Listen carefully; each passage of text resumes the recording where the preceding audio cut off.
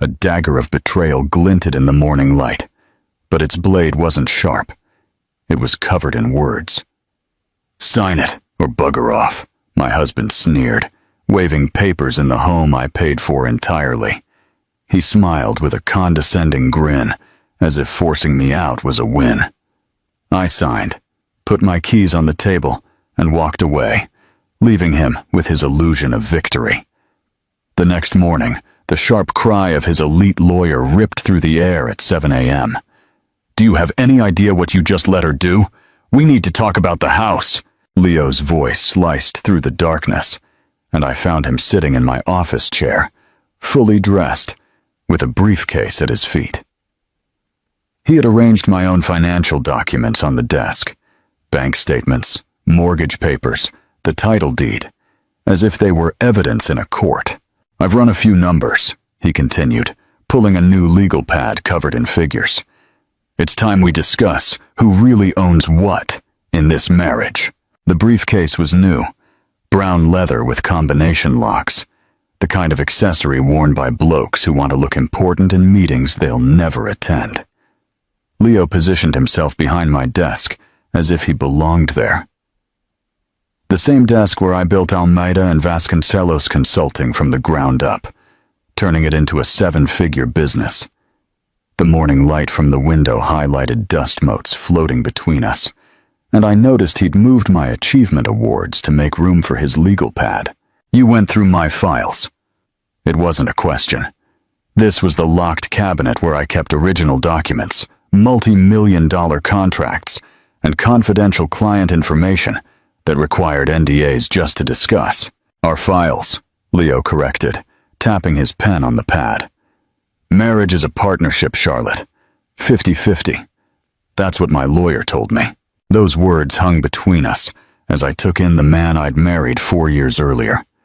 Leo wore the charcoal suit I'd bought him last year for a job interview he'd canceled at the last minute, claiming the company wasn't prestigious enough for his vision. His hair was slicked back with the expensive pomade from my bathroom drawer. Even his posture was different, straighter, rehearsed, like he'd been practicing this scene in the mirror. I walked closer, watching how he'd arranged my documents into neat stacks. The mortgage statements showed every payment I'd made before and during our marriage. The property tax records were in my name. The title deed was dated 2 years before we even met, purchased with my grandmother's inheritance, from a woman who worked 3 jobs to save Matt every cent. "Your lawyer," I repeated, picking up the Coastal Industries contract from the corner of my desk where he'd shoved it. That one deal alone had generated more revenue than Leo had earned in his entire life. The same Leo who called lawyers parasites last month when I hired Madeline to review our expansion documents. He shifted in my chair, my custom-made ergonomic chair that cost more than his gym membership. That was different. This is about protecting our interests. Our interests. I put down the contract and picked up his legal pad. His handwriting looked like a child's attempt at cursive, full of swoops and uncertainty. He had scrawled marital assets at the top and listed everything I owned, including things from before our marriage. My grandmother's jewelry. The cabin in the snowy mountains my dad left me. The original paintings I bought to celebrate my first million. Leo stood up, coming around the desk to face me directly. "I contributed to this marriage, Charlotte. While you were building your business, I took care of our home. I supported your career. Took care of our home." I thought of the contractors I hired to fix the leaky roof that Leo never even noticed. The gardening service I paid for because Leo's idea of gardening was hiring neighborhood kids who never showed up. The cleaning service that came twice a week while Leo was at his extended business lunches with his partners who never seemed to have any actual business. "Is that what you told your lawyer?" I asked, spotting a business card for Garrett and Associates peeking out from under the mortgage papers. "That you took care of our home while I worked?" "I made sacrifices," Leo said, his voice rising a little. "I put my career on the back burner for this marriage. The career that never existed. The consulting business that never had clients. The app development company that never developed apps. The investment advisory service that never advised anyone, because Leo didn't have the necessary licenses and showed no interest in getting them. I walked to the window, looking down at the garden I'd designed and paid for, where I'd planted roses from my grandmother's home after she passed. The same home she left me enough money to buy this place, back when Leo was still living in his brother's basement, talking about potential and opportunity while playing video games until dawn. "The house is mine, Leo," I said calmly, watching Mr. Wilson walk his poodle past our driveway. My driveway. It was mine before we met. The title deed is in my name only. I paid every mortgage payment, every repair, every improvement. "We're married," Leo said, as if those two words erased years of financial records. The law says premarital assets remain separate unless they're commingled." I turned to face him. I was very careful not to commingle. Leo's face reddened. He picked up a stack of bank statements, waving them at me. "This shows transfers to the joint account. You put money in our shared account every month for household expenses, groceries, bills, your personal spending. All documented, all separate, from the mortgage and property taxes that I pay from my business account." He slammed the papers down on the desk, his rehearsed pose falling apart. "I deserve something for these 4 years. You can't just what, Leo?" I picked up the title deed, holding it up to the light. "I can't keep what I bought with my inheritance? I can't keep what I paid for every month while you were at the gym, having lunch, at networking events that never led to anything?" Leo grabbed his briefcase, fiddling with the combination locks he'd probably set yesterday. "This isn't over. Tom Garrett is one of the best divorce lawyers in the state. Tom Garrett advertises on bus stop benches," I said, remembering the yellow placards I'd seen in the city. "He's been suspended from the bar twice for ethics violations." Leo's face went pale. "How did you—" "I run a consulting business, Leo. I research. It's what successful businesses require." I took my documents from the desk, arranging them back into their proper order. "Something you'd know if any of your ventures had ever progressed beyond a PowerPoint presentation." He just stood there, the briefcase clutched to his chest like armor, the morning light making him look younger, more like the charming bloke I'd met at that conference 4 years ago, the one who talked about dreams and ambition, who made me believe that partnership meant something more than financial contribution. "We'll see what happens when the papers are filed," Leo said, heading for the door. "You might be surprised at what a good lawyer can do." I sat down in my chair, still warm from his presence, and opened my email. 3 new client inquiries, a contract renewal for the Moran Group, and a message from Madeline marked, "Urgent, read immediately." My lawyer, who really was one of the best in the state, had been waiting for this day for months. "Leo!" I called, just as he reached the door. He turned, a flicker of hope in his features. "The locks are being changed when you get home tonight." The locks wouldn't be changed for another 6 hours, but I had more immediate problems. Emily, my CFO, knocked on my office door 20 minutes after Leo left, carrying the monthly financial statements I usually reviewed myself. Her expression made my stomach sink before she even spoke.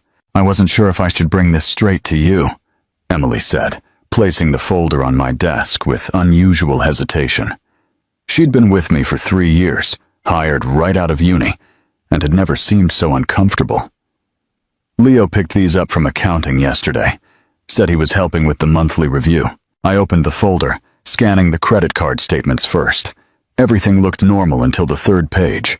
There it was, buried between a lunch and office supplies. Garrett and Associates, $10,000 retainer fee, dated 3 weeks ago. The same day Leo had surprised me with flowers and dinner at my favorite restaurant, claiming he wanted to celebrate my latest contract. "Emily," I said, keeping my voice level despite the rage building in my chest. "Did Leo say anything when he picked these up?" She shifted, uncomfortable. "He mentioned something about getting a better handle on the business, said he wanted to be more involved in your success. She paused, then added quietly, "He also asked if I knew how corporate assets were handled in a partnership. I assumed he was referring to a business partnership, of course." Leo, who couldn't balance his own checking account, was suddenly developing an interest in corporate asset division. I flipped through more pages, finding 2 additional consultations charged to our joint account. One with a property appraiser, and another with someone named Bernard Smith, whose LinkedIn profile, which I quickly pulled up, revealed him as a business valuator, specializing in private firms. My phone rang at exactly 12:30. Leo's name on the screen was accompanied by a photo from our wedding, both of us smiling at something off camera. I remembered the moment. My cousin was making faces, trying to get us to laugh naturally for the photographer. We looked happy, young, unaware that one of us was capable of this kind of calculated betrayal. "Hey, babe." Leo's voice carried a strange energy, like he was reading from cue cards. "What time are you getting home tonight? I'm planning something special for dinner." Leo didn't cook. In 4 years of marriage, his culinary accomplishments included burnt toast and, occasionally, successfully reheating a takeaway meal. "Something special? We need to talk about our future," he said, and I could hear paper rustling in the background.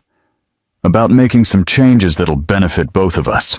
The words sounded rehearsed, probably practiced in front of the bathroom mirror this morning after I'd left. I pictured him standing there, gesturing to his reflection, trying different inflections, until he found one that sounded authoritative rather than desperate. "I'll be home at 7, I lied, already deep until reorganizing my schedule. "Should I pick up a bottle of wine?" "No, I've got it sorted." Another new one. Leo sorting out anything beyond his gym schedule was remarkable. "Just bring yourself." After he hung up, I sat in my office feeling the weight of what was coming. The man who needed detailed instructions to operate our coffee machine was orchestrating something he thought was clever. The same person who forgot our anniversary twice was suddenly detail-oriented, enough to hire lawyers and appraisers without my knowledge. My phone rang again. This time, it was my mum, the number from Adelaide, bringing a different kind of dread. Mum never called during business hours, unless something was wrong. "Charlotte, love, I'm a bit confused about something," she began without preamble. "Leo rang this morning asking about your dad's cabin in the mountains. He wanted to know if the title was in your name or if it was still part of the estate." The cabin. 2 acres of untouched bushland that my dad left me when he passed 5 years ago. Leo had been there exactly once, complained about the lack of Wi-Fi all weekend, and swore he'd never go back. "What did you tell him?" "Nothing specific, but he was pushy. Said he was helping you organize the family assets for tax purposes." She paused, and I could hear her uncertainty. "Since when does Leo care about taxes? Last Christmas he didn't even know what a tax return was." "Mom, did he ask about anything else?" "Your grandmother's jewelry, if it had been formally appraised, if there was documentation." Her voice hardened. "Charlotte, that boy turned up to 1 family gathering in 4 years. Now he's ringing me about title deeds and appraisals." Leo had been at his brother's Bucks party during my dad's funeral. He'd missed my grandmother's 90th birthday because of a networking retreat that turned out to be a weekend of golf. He'd never shown any interest in my family, other than to ask if there were any trust funds he should know about. "Don't tell him anything else, Mom. If he rings again, send him to..." "Me. Already did. I told him my memory wasn't what it used to be." She gave a dry chuckle. "My memory's fine. I remember exactly what I think of blokes who plot their attacks while pretending to love you."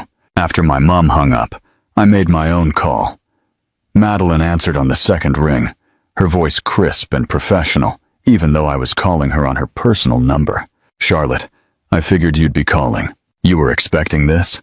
"I've been waiting for it since Leo showed up at the Harrington Charity Gala last month, chatting up divorce lawyers during cocktails. Word gets around in legal circles." I thought about that night. Leo had disappeared for an hour, claiming he was networking. I was too focused on securing a donation for the women's shelter to pay attention to his whereabouts. Madeline's fingers flew over her keyboard as she spoke. Let me pull up your files. The AV Equity Fund, established 2 years before your marriage. The house titled exclusively to the fund. Your business incorporated as a separate entity with you as the sole owner. Your prenuptial assets, all documented and never commingled with marital funds. So I'm protected? Better than protected. You're bulletproof, legally speaking. She paused, and I could hear her smile over the phone. Leo can hire every lawyer from here to Adelaide. The documentation is airtight. Then why do I feel like I'm losing something? Madeline's voice softened slightly. Because you are. You're losing the illusion of who you thought you married. That's often a lot harder than losing money. What do you recommend? Let him play his hand. Document everything. Every conversation. Every financial transaction. Every meeting with his dodgy backyard lawyer. Her tone hardened again, back to business. Blokes like Leo always overplay their hand when they think they're winning. Their ego becomes evidence. I thought of Leo sitting in my office chair this morning, arranging my papers like props in his performance. The new briefcase, the rehearsed posture, the canned lines. He wasn't just planning a divorce. He was staging a takeover. Madeline, he's planning something for tonight. A dinner where we'll discuss our future. Then give him the performance he's expecting. Let him think you're completely clueless. The more confident he feels, the more mistakes he'll make. She paused. And Charlotte? Record everything. New South Wales law allows for one-party consent recording. Your phone in your pocket is perfectly legal. I hung up the phone feeling more steady, but somehow sadder. This morning, Leo was my disappointing husband. This afternoon, he was my opponent. By night, he'd reveal himself as something worse, a man who'd spent years sleeping next to me while he plotted his betrayal, practicing his lines in the mirror, convinced he could take everything I built because he saw me build it. I got home at exactly 7 o'clock, my phone recording in my jacket pocket. Its weight was a small comfort against what was to come. The house smelled strange, like soy sauce and something synthetic. Leo had ordered Chinese takeaway, but not from our usual spot. This was from the cheap joint near the highway, the one we'd tried once and swore never to go back to after finding a hair in the fried rice. He had set the dining room table with my grandmother's Wedgwood china, the delicate blue and white plates she'd brought from England in 1952. We'd used them exactly twice in 4 years, our first anniversary and the night my biggest client signed a 5-year contract extension.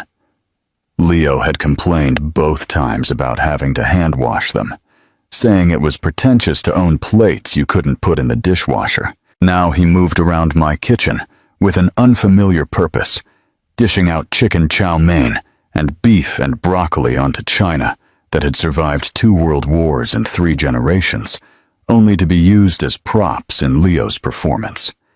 He'd even lit candles, the expensive ones I saved for power outages, and dimmed the lights for what he probably thought was atmospheric, but actually made the room look like a funeral parlor. Sit down, he said, gesturing to my usual chair while he remained standing, a manila folder tucked under his arm. He'd changed suits, this one a navy blue, also purchased with my credit card during last year's failed job hunt. We need to have an honest conversation about our marriage. I sat, noting how he had positioned himself between me. The door, probably something his backyard lawyer had suggested. Establish dominance. Control the exit. Make her feel cornered. What neither Leo nor his bus stop lawyer understood was that I negotiated with corporate executives who ate intimidation tactics for breakfast. Leo cleared his throat and launched into what was obviously a prepared speech. Charlotte, we've grown apart. Our life paths have diverged in ways neither of us anticipated when we set our vows. He took a dramatic pause, the way he'd seen actors do in films. I've been doing a lot of introspection, seeing a therapist, working on myself. Therapy. That was new. Unless he considered YouTube motivational videos professional help, Leo had never stepped foot in a therapist's office.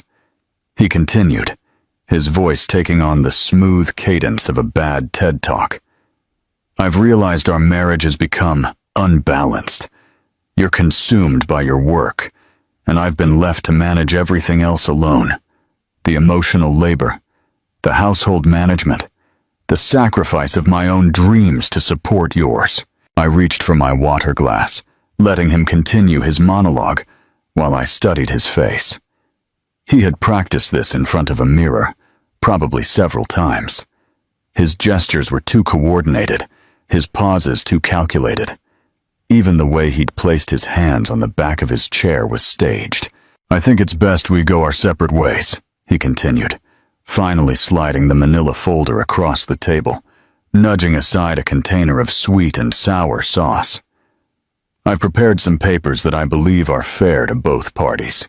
I opened the folder while Leo watched, his breathing a little quick. The first page was exactly what I expected, a joke of a legal document that looked like it had been downloaded from a template website and filled out with creative interpretations of property law.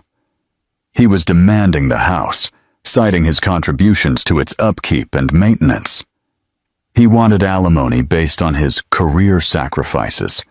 He even listed my business as a marital asset, claiming he had been an unofficial consultant during its development. You want half of Almeida and Vasconcelos, I said, not as a question, but as confirmation of his delusion. I was your sounding board on all the important decisions, Leo said, his confidence growing. I attended networking events. I supported your late nights. I sacrificed my own entrepreneurial ventures. I turned to the next page. He wanted my grandmother's jewelry, calling them gifts to the marriage.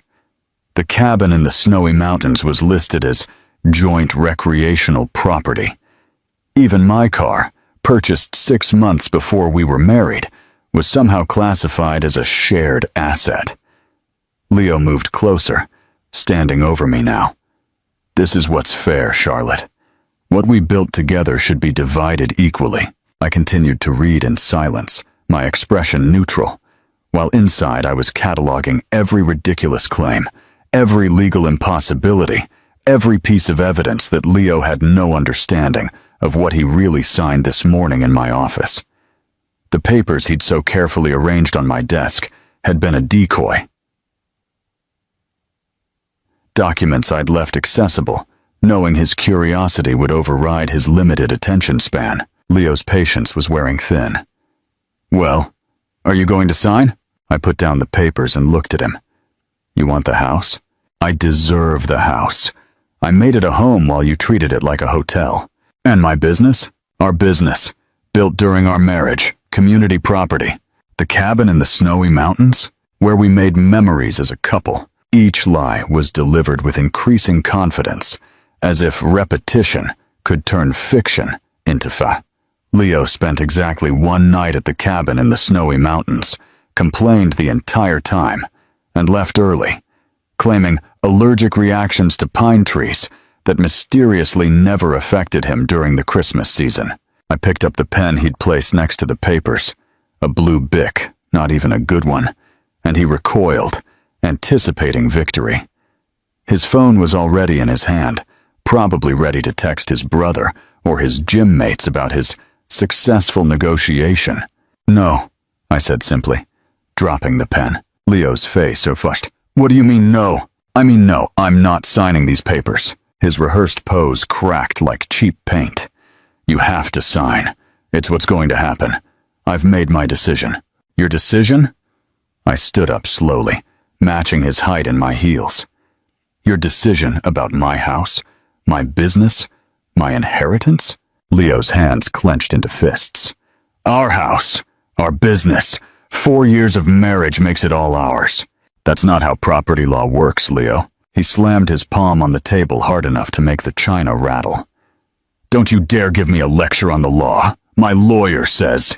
Your lawyer who advertises on bus stop benches? Leo's face went from red to purple. He leaned over the table, his voice dropping to what he probably thought was threatening. You're going to sign those papers, Charlotte. You can do this the easy way, or we can do it the hard way. The hard way. I almost smiled. What does that mean exactly? He straightened up, standing at his full height, and pointed at the door. Sign the papers or get out. This is my home now. I've established residency. I've contributed to its upkeep. Sign it or pack your bags and leave.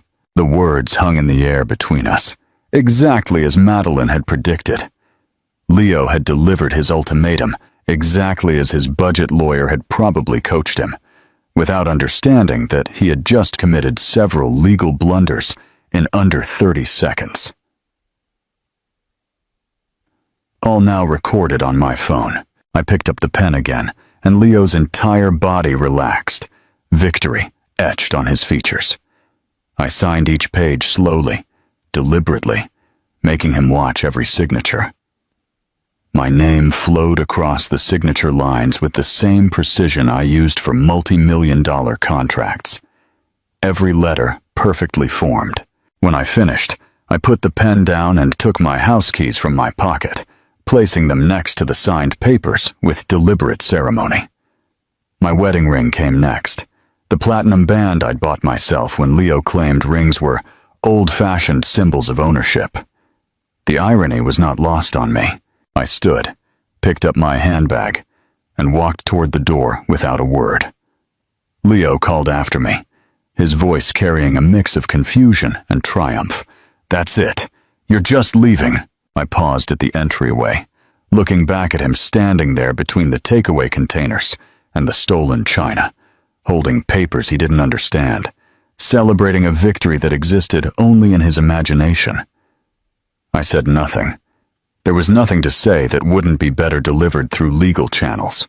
20 minutes later, I was in Madeline's conference room, the room usually reserved for depositions and settlement negotiations. She had stayed late, as promised, and had already set up everything we needed. Coffee in real cups, not the paper ones Leo always grabbed from petrol stations. Legal documents spread across the table in organized sections, each properly tabbed and labeled. Did he say it? Madeline asked, pulling up social media on her laptop. Word for word. Sign it or bugger off. He even pointed at the door for emphasis. Madeline's smile was sharp enough to cut glass. Perfect. Now, let's review what he's been posting while you were at dinner. Madeline's laptop screen glowed with Leo's latest Instagram post, sent just 45 minutes after I'd left the house. The photo showed him holding up a beer in my living room, surrounded by his gym mates, with the caption, "New chapter starts now. Sometimes you just have to remove toxic people to find your peace." Fresh start. My house. Leveling up, He's literally broadcasting the evidence, Madeline said, taking screenshots with methodical precision. Look at this one. She scrolled to another post where Leo had photographed my office, now transformed into what looked like a gaming paradise. 3 monitors arranged on my handmade desk, LED strips running along the walls I'd painted myself. His collection of action figures displayed where my achievement awards used to be. The caption read, "Finally turning this workspace into something productive. No more corporate prison vibes." My phone buzzed with a message from Lucy, my neighbor from 2 doors down. We weren't close, but we shared the kind of polite relationship that involved waving during morning runs and taking parcels for each other. Her message was brief. "Leo's having a real party.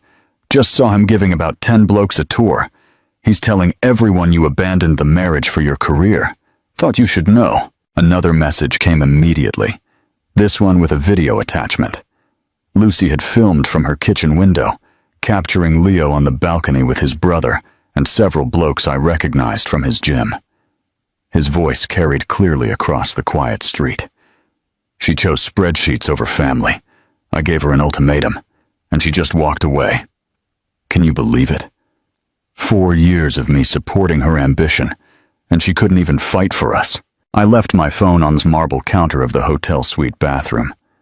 The Grand Hyatt wasn't cheap, but I needed a base of operations that felt controlled, professional, a place where I could think without the emotional weight of memories in every corner. The suite had a separate living room with a desk where I'd already set up my laptop, preparing for what was to come. Mark Evans' name appeared on my phone screen. My CFO rarely called after hours unless something required immediate attention. The transition is complete, Mark said without preamble. All company accounts have been restructured. Leo's access was terminated at 8:47 p.m. His corporate card has been deactivated, and all automated payments linked to it have been suspended, pending reassignment. How many automated payments? 17, including his BMW lease, gym membership, club access, wine storage unit, and something called executive presence coaching that's been charging $2,000 a month for the last year. Executive presence coaching. Leo had told me it was career counseling to help him launch his consulting business. I was funding his life coach to tell him he was special, while he contributed nothing to our home except dirty dishes and empty promises. Document everything, Mark. Create a complete audit trail. Already underway. Also, Leo tried to use the corporate card 20 minutes ago at something called Velocity Sports Bar. The transaction was declined. Of course, he tried to pay for his celebration party with my company card. The same card he'd been using for years to fund his lunches with potential business partners that never materialized into real ventures. My phone rang again, this time showing my sister Emma's face. A photo from last Christmas when she'd visited from Adelaide. Emma was 3 years younger, but decades wiser when it came to reading people. She never liked Leo, though she was polite enough to hide it during family gatherings. What kind of manipulative garbage is Leo trying to pull? Emma's voice was tight with anger. He just rang me, claiming you're having some kind of breakdown, that you've abandoned your marriage and need space to process your emotions. He actually suggested I should encourage you to get therapy for your work addiction. He rang you 20 minutes ago. Had the nerve to sound concerned, like he was the doting husband. Kept going on about how you chose your career over family, that he tried everything to save the marriage, but you were too focused on money to see what really mattered. I walked to the suite window, looking out at the city lights. Somewhere out there, Leo was celebrating in my house, telling his version of events to anyone who'd listen. The villain narrative he'd created, where I was the cold, calculating career woman who abandoned a loving husband. Emma, he's trying to control the narrative before what? Charlotte, what is actually happening? Because the Leo who rang me sounded coached, like he was reading a script. He used words Leo doesn't know. He mentioned emotional labor and relationship equity. Since when does Leo know those terms? Since his lawyer told him what to say. Emma's silence lasted several seconds. He's trying to get the house, isn't he? The house Grand's money bought. Among other things. That pathetic leech. 4 years of you paying for everything while he played at being a businessman, and now he wants to steal what you built. Her voice rose. Remember when Dad was in hospital? Where was Leo? Oh, that's right. On a crucial networking retreat that ended up being a golf weekend. I remember. 3 months Dad was sick, and Leo visited once. For 20 minutes, and now he's ringing me about family values. She paused, her voice softening. Do you need me to go get anything from the house? Important documents? Grand's jewelry? Anything he could damage or lay claim to? Not yet. Let him think he's won for now. Charlotte, I know you. You're planning something. I'm not planning anything. I'm just documenting reality while Leo creates his own fantasy. After Emma hung up, I opened my laptop and logged into our banking app. The joint account showed Leo's spending in real time, $60 at Velocity Sports Bar, declined. $40 at the bottle shop, declined. $20 at the pizza joint, declined. Each rejection was stamped with the date and time, creating a digital trail of Leo's celebration party falling apart. A message from Emily popped up. Leo rang the office asking for access to the company portal, claimed he needed to review partnership documents. Security flagged it as attempted unauthorized access. Partnership documents. Leo, who had never been a partner in anything except spending my money, was already trying to establish a claim to my business. His lawyer must have told him to gather evidence of involvement, not understanding that every login attempt, every phone call, every text message was being logged by people who actually understood documentation. My phone buzzed with another Instagram notification. Leo had posted a photo of my wine cellar, the one I had custom built to house my collection of investment vintages. He had opened one of my bottles of Grange, valued at around $5,000, and was serving it in plastic cups to his gym mates. The caption, "Life's too short to save things for special occasions. Today is the special occasion." Madeline messaged me immediately. "He's documenting the destruction of separate property assets. Keep recording everything." The silence of the hotel room felt strange after years of Leo's constant noise, his video games, his conference calls for businesses that never launched, his motivational podcasts played at volumes that suggested he thought success could be absorbed through sheer decibels. Here, in this temporary space, I could think clearly for the first time in months. Another message arrived, this one from the BMW dealership. "Mrs. Davies, we're attempting to contact Mr. Wilson regarding the lease payment for the car. The account on file has been declined. Please contact us at your earliest convenience." Leo's first stumble was beginning. Tomorrow, when he woke up hungover in my home, surrounded by empty bottles and the wreckage of his premature victory party, the calls would start. The gym asking about his membership, the club about his access card, the wine storage unit about its monthly fee. Each small failure would snowball into an avalanche of reality that no amount of Instagram filters could hide. I closed my laptop and got ready for bed in sheets that didn't smell of Leo's cologne or carry the weight of shared disappointments. Tomorrow would bring new developments, new evidence, and new blunders as Leo continued to celebrate a victory that existed only in his imagination. The morning arrived with a text message from Emily that made me sit bolt upright in the hotel bed. "Can we meet before the office opens? There's something I should have told you months ago." The timestamp was 5:47 a.m. Emily never texted before 7 unless something was seriously wrong. We met at a quiet coffee shop 3 blocks from my office, the kind of place where business was discussed in whispers and no one looked up from their laptops. Emily was already there, nervously shredding a napkin into tiny pieces, her usual composure completely absent. 3 months ago, during the Pyres Industries conference, she began without preamble. "I saw Leo at the Grand Hyatt downtown. You were giving your keynote, and I'd stepped out to handle that emergency with the Adelaide contract." She paused, forcing herself to meet my gaze. "He was with someone, a woman, 20s, blonde, very fit." 3 months ago, Leo had told me he couldn't attend the conference because of a stomach bug. I gave my presentation to 300 industry leaders, while my husband was at a hotel 6 blocks away. "I convinced myself it was a client meeting," Emily continued. "Leo always talked about his business ventures, so I thought maybe he'd finally found an investor or a partner." She pulled up her phone, scrolling through Instagram with practiced efficiency. Then last week I saw this. The screen showed a woman's profile, Jessica Cooper, personal trainer and fitness influencer. In her recent posts, Jessica was wearing my diamond tennis bracelet, the one Leo claimed had been sent out for cleaning 2 months ago.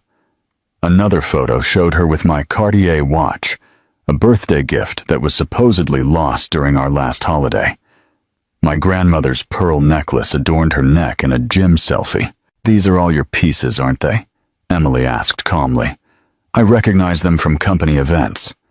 The pearls were my grandfather's wedding gift to my grandmother in 1951. Leo had told me they were at the jeweler's to be restructured. The watch had mysteriously gone missing from our dresser. The tennis bracelet had supposedly fallen off during one of Leo's golf outings, and he'd filed a half-hearted insurance claim that I never followed up on because I trusted my husband. Madeline rang while I was still looking at Jessica's Instagram. "My forensic accountant has found something interesting. Leo opened a separate account 4 months ago at a different bank branch, using your home address, but only his name. Almost $200,000 in deposits over 4 months. Cash deposits structured to avoid reporting requirements. Classic concealment tactics." Papers rustled in the background. "The timing corresponds with items going missing from your inventory. Your grandmother's silver tea set, your dad's signed first edition books, several pieces from your storage unit." My dad's books. The complete collection he built over 40 years. Each volume carefully selected and preserved. Leo had said the storage unit had been reorganized for temperature control, that everything was safer in new containers, that I never had time to inspect. "He's been liquidating assets for months," Madeline continued, "building a getaway fund while you paid for everything. The mortgage, bills, car insurance, food, his gym membership. You were funding his lifestyle while he was robbing you to finance his exit." After ending the call, I drove to my house, not to confront Leo, but to speak with Mrs. Chin next door. She answered immediately, as if she'd been waiting for me. Mrs. Chin was 73, sharp as a legal document, and had lived next door since before I bought the place. She never liked Leo, calling him that loud young man whenever his music disrupted her afternoon tea. "I have something to show you," she said, leading me into her dining room, where a laptop was open on her polished mahogany table. "My grandson put in these doorbell cameras after those parcel thefts last year. They record everything." The footage started to play. Date and time. 2 weeks ago, 2:47 p.m. Leo's BMW pulling into our driveway. Leo getting out, coming around to open the passenger door for Jessica. They were laughing, his hand on her back as he guided her to our front door. The casual intimacy of people who'd done this many times before. "There's more," Mrs. Chin said, clicking on another file. "This is from last month. Jessica arriving alone with her own key, my house key, walking in like she owned the place while I was at a client meeting in Adelaide." The timestamp showed she stayed for 3 hours. Another video showed them loading boxes from the house into Leo's car. My boxes, my belongings, my life being stolen piece by piece while I worked 14-hour days to pay for the roof over their heads. "I should have said something sooner," Mrs. Chin apologized, but I wasn't sure it was my place to interfere in a couple's business. Back at the hotel, Madeline had gathered more information on Tom Garrett, Leo's lawyer. The research painted a picture of stunning incompetence wrapped in flashy marketing. 2 suspensions from the bar for ethics violations, 1 for mishandling client funds, and another for filing frivolous lawsuits. His website promised aggressive representation for men's rights and featured testimonials that Madeline's investigator discovered were fabricated. "He advertises on Facebook and Gumtree," Madeline said, barely disguising her professional disdain. "His success rate is 12%. Most of his cases end unfavorably or are thrown out." Leo found him through a sponsored post that promised David versus Goliath legal victories. The irony was perfect. Leo, convinced of his own genius, had hired a lawyer whose incompetence was documented in public records. He had chosen flash over substance, marketing over merit, the same way he'd approached everything in our marriage. Mark Evans rang with another update on Leo's financial situation. The executive presence coaching had been canceled for non-payment. His wine storage unit was sending default notices. The club had suspended his membership pending payment of outstanding fees. Every domino was falling exactly as predicted, Leo's carefully constructed image crumbling one declined transaction at a time. Jessica had posted another photo that night, wearing my grandmother's emerald ring at a restaurant I recognized as the spot where Leo had proposed 4 years ago. The caption read, "When you know, you know. Hashtag new beginnings. Hashtag upgraded. Hashtag approved." Right. As if my life, my success, my grandmother's jewelry were all just temporary placeholders until Leo could trade up for a younger model. The investigation was revealing more than just financial fraud and adultery. It was exposing the systematic planning of a man who saw our marriage as a business opportunity from day one, staying just long enough to position himself for what he thought was a lucrative exit. Madeline and I arrived at her office at 8 a.m., earlier than usual, because she wanted to review the trust fund documentation one more time before the inevitable phone call began. The morning sun streamed in through her corner office windows, illuminating the stacks of papers that represented 4 years of my marriage reduced to asset lists and legal precedents. At exactly 8:47 a.m., my phone lit up with notifications from the BMW dealership's automated system. Leo's car had been repossessed from my driveway 30 minutes earlier. The tow truck driver had left a notice on the front door explaining that the leaseholder should contact the financial services department immediately. Leo, who rarely woke up before 11, would discover this in a few hours when he stumbled outside, expecting to find his prized status symbol in the garage. Emily forwarded me an email that had bounced back from Leo's business email address, the one I set up for him 2 years ago, which was now a dead account. His phone would be next, as soon as he realized the device in his hand was suddenly just an expensive paperweight without mobile service. At 9:15 a.m., Lucy sent me a photo from her living room window.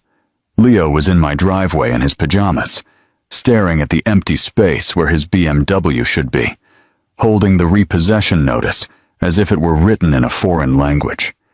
Even from a distance, I could see his confusion turning to panic as he tried to ring someone, anyone, only to discover his phone had no service. Madeline's paralegal knocked and entered, carrying a fresh cup of coffee and sporting an expression of barely disguised amusement. Mr. Wilson just tried to use the coffee machine in the house. The smart plug app shows 5 failed attempts to activate it remotely. He also tried the television, the sound system, and the automated blinds. Everything was disconnected from his access. The smart home system I'd installed last year was all connected to my account, all controlled by my phone. Leo had scoffed at it as unnecessary tech, but he'd certainly enjoyed using voice commands to adjust the temperature and lighting. Now he was trapped in a house that no longer recognized him as an authorized user. At 9:42 a.m., Jessica Cooper updated her Instagram story. She was at brunch with someone new, a bloke whose Rolex was visible in the frame as he poured champagne. The caption read, "When the universe removes toxic people for you, just upgrading new energy." Leo had been tagged in the post initially, but the tag was removed within minutes. She'd already moved on to her next target. Mark Evans rang with an update on Leo's morning transactions. He tried to buy coffee at his usual spot, declined. Tried to fill up at 3 different petrol stations, all declined. He even tried to use the Apple Pay linked to the corporate account. That was shut down at midnight. Mark paused, and I could hear him typing. He's currently at an ATM, attempting to access the joint account. It's showing a balance of 0 as of this morning's transfer. Leo's entire financial ecosystem had collapsed overnight. Every card, Every account, every automated payment that had sustained his lifestyle for 4 years had been systematically terminated. The man who'd spent the previous night celebrating his victory was discovering that his empire was built on someone else's foundation. At 10:03 a.m., Tom Garrett's name appeared on Madeline's phone screen. She put him on speakerphone, and we could immediately hear the panic in his voice before he even spoke. Papers were rustling frantically in the background, and someone was typing quickly on a keyboard. "Ms. Madeline, I need some clarification on some documentation that's just come to my attention," Garrett began, his voice noticeably higher than during yesterday's confident threats. "The AV equity fund you mentioned. My client was under the impression that the property was a marital asset. Your client signed documents acknowledging that the property was owned by the fund," Madeline replied, her tone professionally neutral, while her eyes gleamed with satisfaction. "His signature appears on 7 different pages, stating his understanding of the ownership structure. But he didn't. I mean, there may have been some confusion about the implications of those signatures." "Confusion?" Madeline pulled up the documents on her screen. "Mr. Wilson signed a separation agreement, demanding sole and exclusive rights to a property he knew was owned by my client's fund. That is a fraudulent document, Mr. Garrett. I'm sure someone who advertises themselves as a specialist in property division would recognize the gravity of that." The typing in the background stopped. We could hear Garrett's breathing quicken as he processed the implications. More papers were shuffled, and then a muffled conversation as Garrett apparently covered the phone to speak with someone else in his office. "I need to review this with my client," Garrett said when he returned, his voice tight. "There appears to be a misunderstanding about the nature of the property's ownership." "There is no misunderstanding," Madeline said calmly. "Your client attempted to lay claim to a property he never owned, using documents he created while plotting to commercially exploit it through short-term rentals. We have his social media posts, his rental listings, and his signed acknowledgement that he understood the ownership structure. Would you like me to forward the evidence file?" Another pause, longer this time.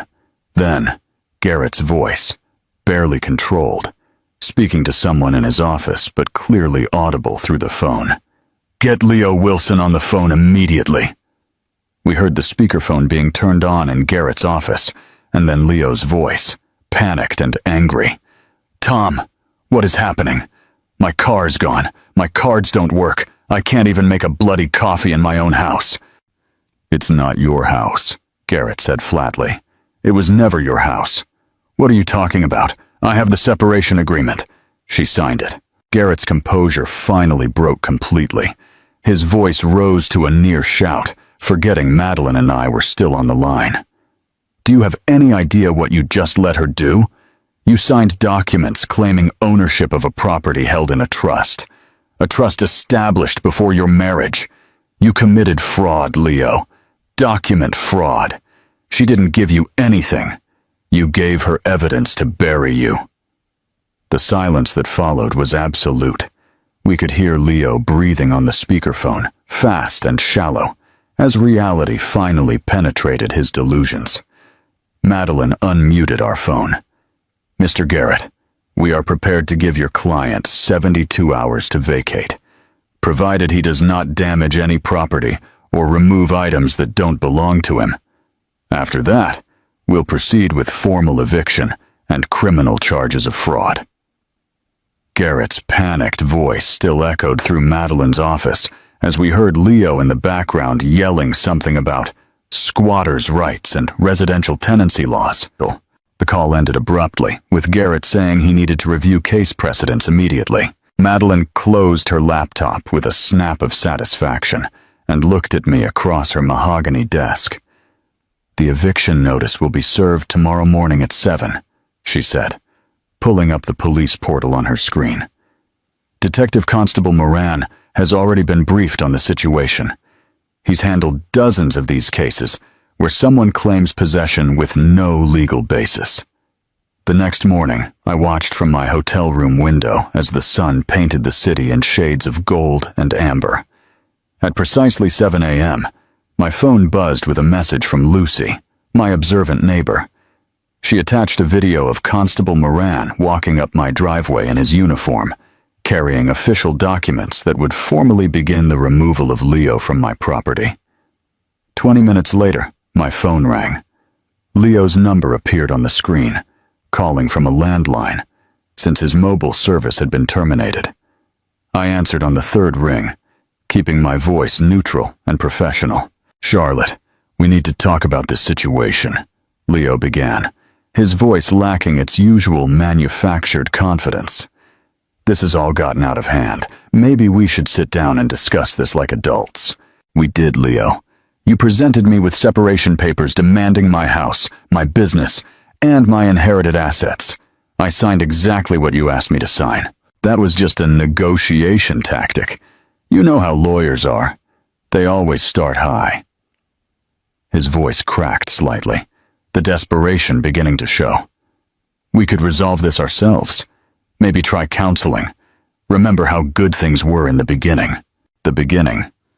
When Leo presented himself as an ambitious entrepreneur, temporarily between ventures. A bloke who just needed the right partner to reach his potential.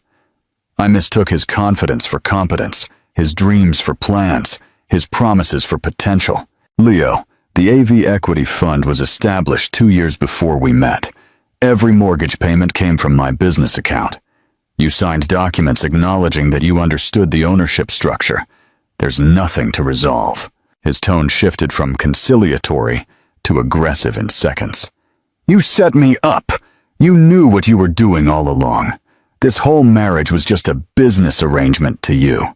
"The marriage was real, Leo. Your contribution to it wasn't.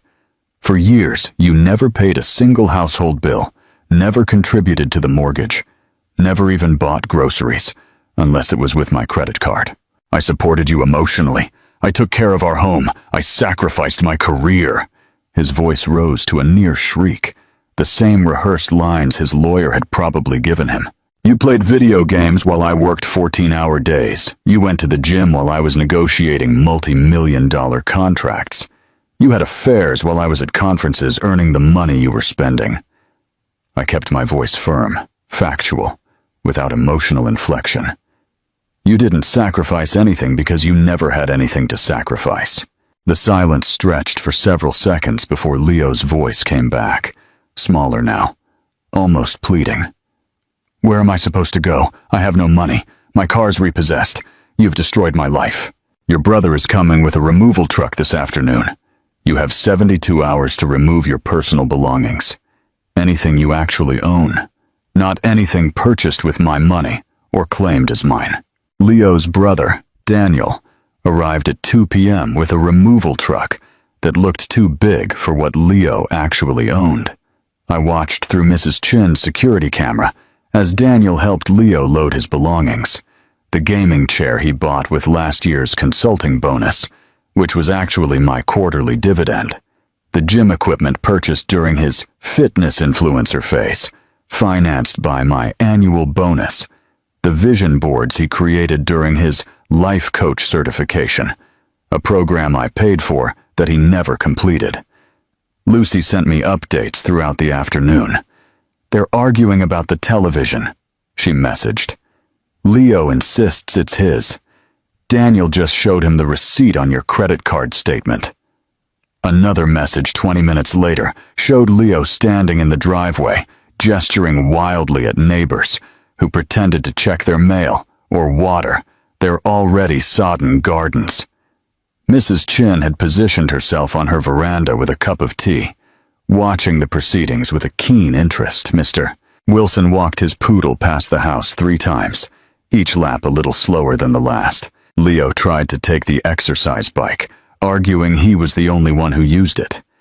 Daniel had to physically stop him, pointing out that the credit card statement showed it was bought with my company card. The wine fridge became another point of contention until Daniel pulled up the purchase history on his phone, proving it predated Leo's arrival in my life. By 4 p.m., the truck contained a pathetically small collection of items. Leo's clothes, most of which I'd bought, but wasn't interested in fighting over. His collection of self-help books and business guides, none of which ever translated into real business activity. The awards and certificates from his various online courses, monuments to potential that never materialized into productivity. Madeline rang while they were loading the last boxes. "I have the full forensic accounting report. Do you want to know the total?" "Tell me." Over 4 years, Leo Wilson contributed exactly $0 to household expenses. He spent $1.8 million of your money on what he categorized as business development, networking, and professional advancement. She paused, and I could hear her flipping pages. That includes $250,000 on gym and fitness-related expenses, $400,000 on restaurant bills for meetings with potential partners that never materialized, $150,000 on online courses and certifications he never completed, and $220,000 on trips to conferences where he was supposedly building his network. And the rest? Personal shopping, entertainment, and cash withdrawals that coincide with the dates he was seeing Jessica. Every cent documented, every transaction tracked. If he tries to claim any financial interest in your assets, this report will demonstrate that he was essentially a dependent who contributed nothing while bleeding the couple's resources dry. I thought about all those nights I came home exhausted from client meetings to find Leo on the couch, plotting his next great venture while I paid for his dreams and delusions. $1.8 million in 4 years. That money could have funded a scholarship program, supported a women's shelter, or helped genuinely struggling entrepreneurs launch real businesses. Daniel banged on several other doors as the afternoon wore on, apparently looking for boxes or tape or bubble wrap. Leo stood beside the truck, his shoulders slumped, watching his life get packed into a space smaller than my walk-in robe. The man who tried to steal my house was being evicted, with barely enough to fill a one-bedroom flat. His empire, revealed as nothing more than borrowed luxuries and stolen dreams. The removal truck disappeared around the corner at 5:47 p.m., taking Leo's meager belongings and his delusions with it. I stood in Mrs. Chin's driveway for a moment longer, watching the empty street where my marriage had just been packed into boxes smaller than my quarterly tax payments. Then I walked back into my house with the locksmith I'd scheduled for 6 o'clock sharp. Robbie from Sydney Security Systems had already done work on the property before, installing the smart locks 2 years ago that Leo never learned how to properly program. He worked methodically, replacing every lock, reprogramming every code, his professional silence a comfort after days of legal battles and emotional confrontations. The new deadbolt on the front door clicked into place with a sound that felt like punctuation at the end of a very long sentence. "All done, Mrs. Davies," Robbie said, handing me a set of keys that gleamed under the porch light. "The smart home system's been completely reset. Only your biometrics and your phone will have access now." I walked into my home, truly my home, for the first time in days. The space felt different immediately, as if it had been holding its breath for 4 years and could finally exhale. Leo had always kept the blinds closed, claiming sunlight gave him headaches, when in reality, he just preferred the cave-like atmosphere for his gaming marathons. I went through each room, opening the curtains, raising the blinds, letting the late afternoon light flood spaces that had been wrapped in his manufactured darkness. The living room windows revealed the garden I planted, but rarely enjoyed. Always too tired from work, while Leo complained that the outdoor furniture wasn't comfortable enough for his afternoon naps. The kitchen felt bigger somehow without his protein powder containers, cluttering every surface.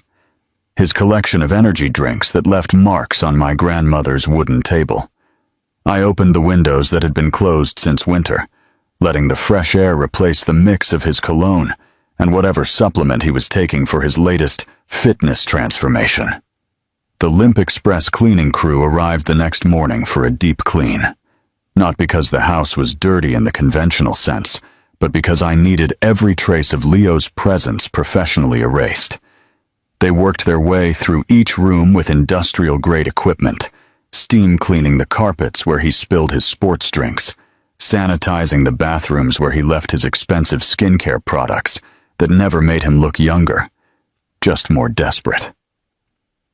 "We'll need to pay special attention to the master bedroom," I told the team leader, a middle-aged woman named Trish, who understood without further explanation. She'd probably seen enough divorce cleans to recognize the particular type of sanitization that had nothing to do with germs and everything to do with reclaiming a space from someone who had contaminated it with betrayal. While they worked, I drove to the storage unit where I'd kept my dad's books and my grandmother's china that Leo had deemed too cluttered for our minimalist aesthetic.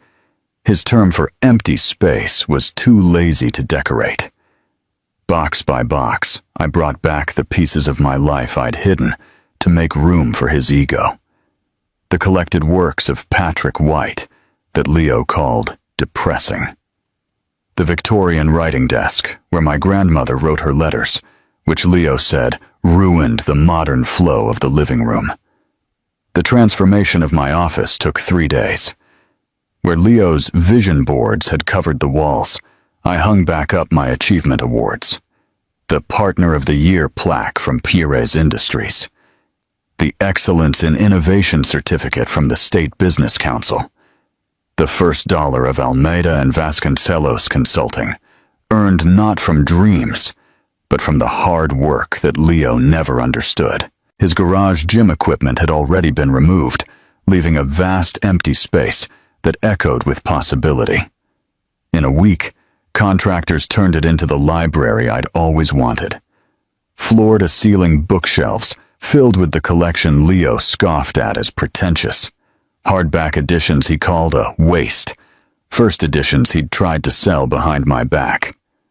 A reading armchair positioned perfectly to catch the morning light. The room smelled of wood polish and old paper, not rubber mats and his perpetual stench of gym socks. My sister Emma flew in from Adelaide to help with the finishing touches, bringing a bottle of champagne she'd been saving since our dad passed away. "For when you finally came to your senses," she said, popping the cork in my newly reclaimed kitchen. We drank from my grandmother's crystal glasses, the same ones Leo wanted to sell because nobody uses crystal anymore. The truth about Leo's eviction spread through professional networks without me saying a word. Emily mentioned that Mistress Industries was asking about the sudden change in my emergency contact information. Lucy's husband worked at the same golf club where Leo spent countless afternoons networking, and the news spread quickly about the revocation of his membership. Even the owner of Leo's favorite restaurant got in touch, carefully asking if the corporate account was still active for client dinners. It was, just not with Leo's authorization. Jessica Cooper posted a cryptic story on Instagram about learning to spot red flags, and when someone can't even pay for a coffee. She blocked Leo publicly, making sure mutual connections saw her disdain for him. His carefully cultivated image as a successful businessman crumbled faster than his legal case. LinkedIn showed he'd viewed my profile 17 times in 1 week, but his own profile disappeared after his post about new chapters and new opportunities was screen-grabbed and shared in private group chats with crying and laughing emojis.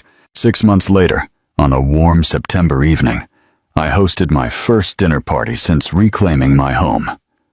Madeline arrived early with her wife, bringing a wine that cost more than Leo's gym membership. Emily came with her husband, carrying a homemade lasagna on the platter that Leo had banished from our kitchen because carbohydrates didn't align with his fitness goals. Mrs. Chin brought her famous spring rolls, the same ones Leo had called too ethnic for my palate. We gathered around my dining table, the same one Leo wanted to replace with something More modern, less meaningful. Candlelight reflected in my grandmother's china. The plates he'd used as props for his final performance now serving their real purpose, to bring people together. The conversation flowed naturally, punctuated by genuine laughter, not the forced networking chuckles that Leo had practiced in the mirror. Madeline raised her glass as we finished dessert, a chocolate souffle I made myself in my reclaimed kitchen. To Charlotte, she said, who proved that the best revenge isn't destroying someone who harmed you. It's simply protecting what was always yours and letting them self-destruct. The toast echoed through my home, my real home, where every room now held my choices, my memories, my future. Leo wanted to steal everything with empty papers and rehearsed speeches. Instead, he learned what happens when performance meets preparation, when pretension collides with patience, when someone who thinks they're taking everything discovers they never had anything to take. If this story of calculated revenge had you on the edge of your seat, smash that like button right now. My favorite part was when Leo's lawyer yelled, "Do you have any idea what you just let her do?" after realizing his client had signed everything away for a house he never owned. What was your favorite moment? Drop it in the comments below. Don't miss more thrilling stories like this. Subscribe and hit that notification bell so you never miss an upload.